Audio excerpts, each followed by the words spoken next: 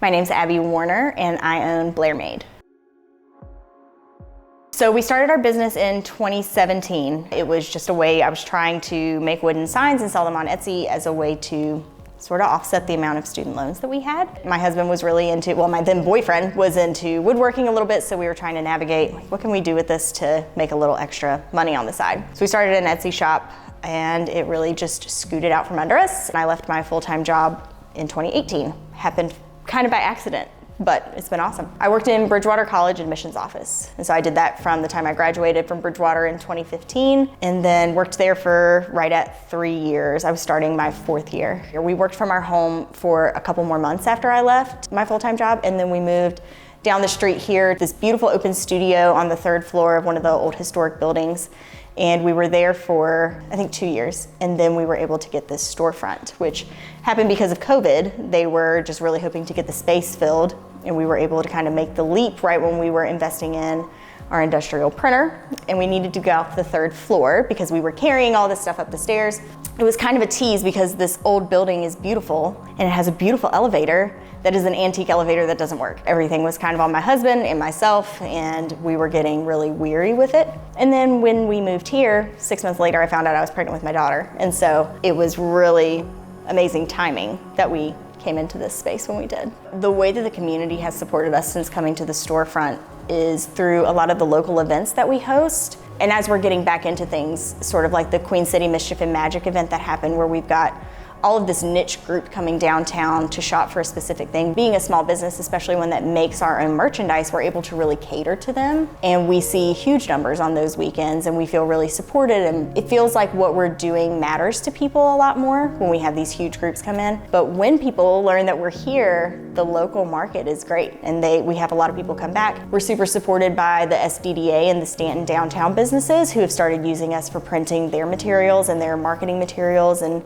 we do a lot of large-scale printing for different events and different events that they have happening, and so they've been super supportive as well. As a woman in a business where we primarily work with wood, people don't expect it, and so whether I'm at Lowe's or talking with these bigger businesses that we outsource wood from, or just in general, I remember the first time that I was purchasing a brad nailer, which is something that we use every day, and people were like talking, my husband was with me, and they were asking him the questions, and he literally said, "This is not for me, ask her, ask her what she needs, ask her this." Going into Lowe's to pick up different things, I was mansplained about how to open a paint can.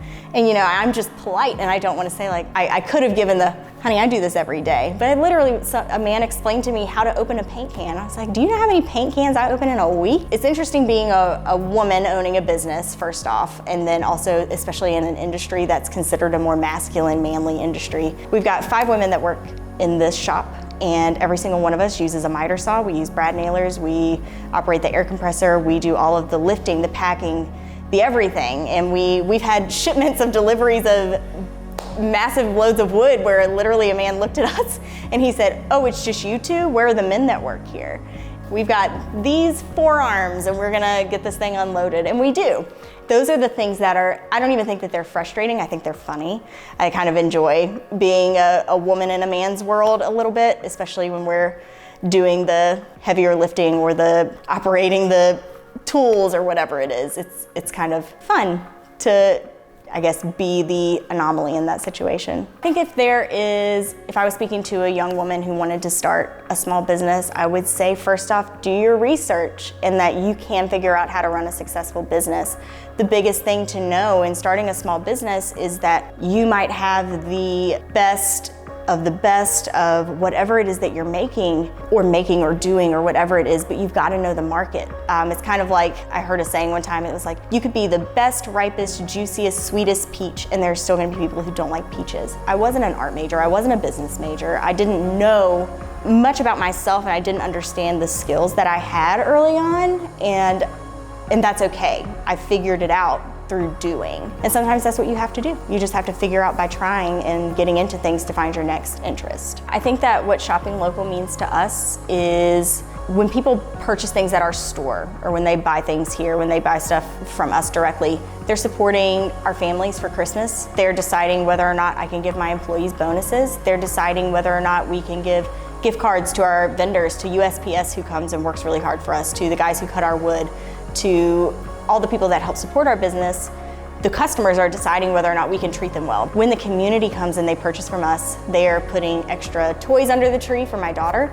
They are allowing our families to save for things, do things for their family. They're helping us individually. They're not going into these big corporations that distribute their funds who knows how. Most anything that you can find in a big box store or with these specialty shops that you get advertisements for online, I would challenge you to look in your downtown locations, in your local surrounding areas, and you'll be able to find the same service for similar prices and much better customer service. One who's guided by faith is we're trying to make decisions that are a blessing to others, and we kind of have to leave our hands open sometimes to say, like, okay, God, what do you want me to do with this?